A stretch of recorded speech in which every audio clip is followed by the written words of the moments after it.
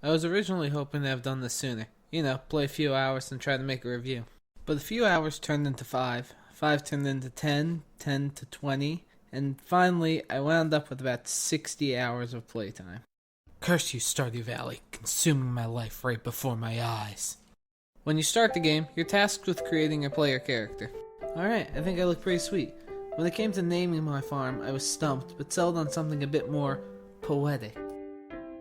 Everything looks like it's in order, so let's jump right in. The story starts on a high note with your grandpa on his deathbed. He gives you a letter saying to open it only when I'm burdened by modern life. So, the next scene has just that. I'm working in a boring office building with a creepy man in a cowboy hat who keeps licking his lips. Finally, having enough of this corporate overlord garbage, I open up the letter only to find out my grandpa left me his farm in Stardew Valley. What a swell guy. When I arrive in the valley, I'm greeted by Robin and Lewis, two people the game for some reason thought were more important than every other NPC. I'm led to a pretty crappy plot of land, and after a brief argument I'm basically told, have fun with it buddy, bye. So anyway, what exactly is Stardew Valley? Well, putting it simply, it's a farming simulator RPG. Chances are you're going to be spending most of the game tending to your farm, as that's where most of the money comes from. I never realized how much bank farms make. I think I'll start farming myself.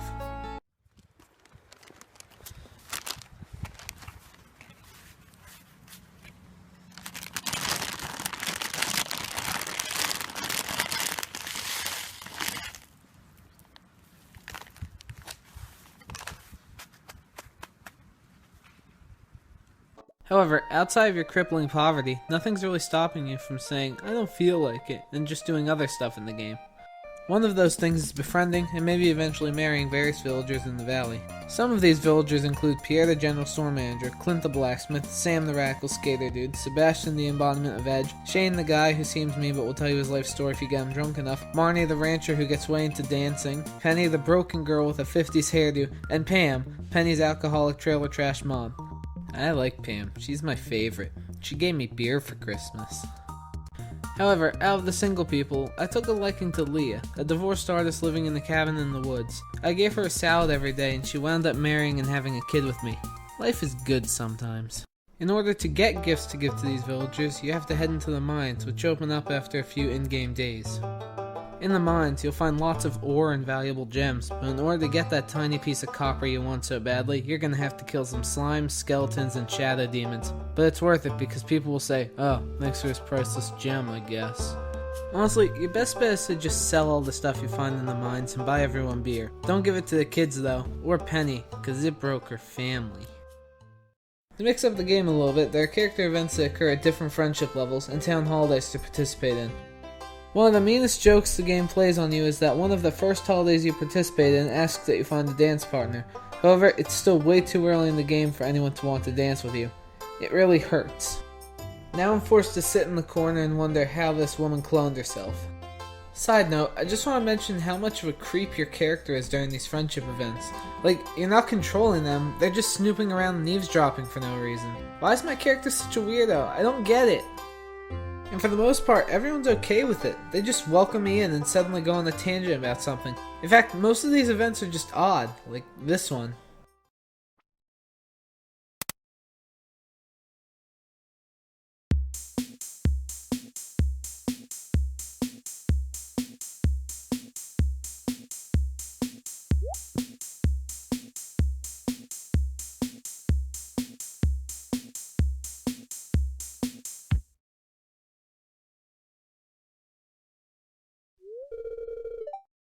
And as far as I know, that's the only event she has.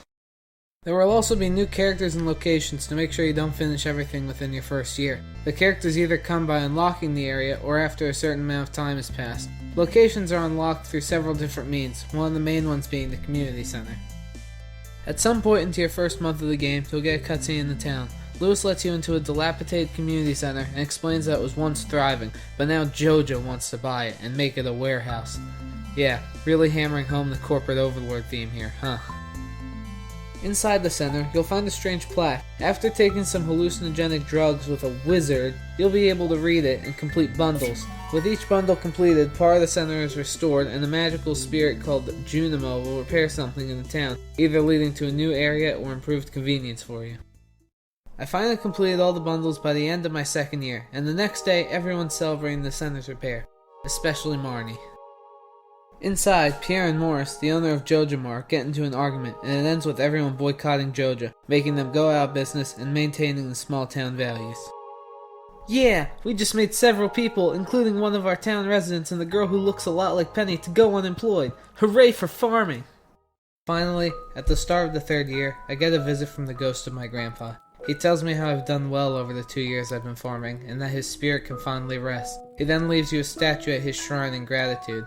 It's at this point, I actually kinda felt the game was over. Yeah, I could get the 10 hearts with everyone, collect everything, whatever. But hearing your grandpa, the one who set you out on this journey, reflect on your life to this point, mention your accomplishments, how far you've come, the friends you've made, the people you've met and helped, everything you've done and experienced. It's really sweet and kind of felt like the end of the story for me. Well, that's basically the summary of the game. Now, there's just one more thing I need to mention, the developer. That's right, developer. This entire game was made by the efforts of one person, Concerned Ape. The fact that one person made such an amazing game, so amazing that as of writing this, it's been at the top of Steam sales for a while now. All because he was a fan of Harvest Moon. It's honestly really inspiring. Well, not much more to say about the game except try it yourself. It's kinda hard to say why it's so addictive. Everyone finds their own reasons. Make your own farm, your own friends, accomplish your own goals. Be the farmer your grandpa wants you to be. And remember, if a wizard in the woods asks you to drink a strange potion, do it without hesitation.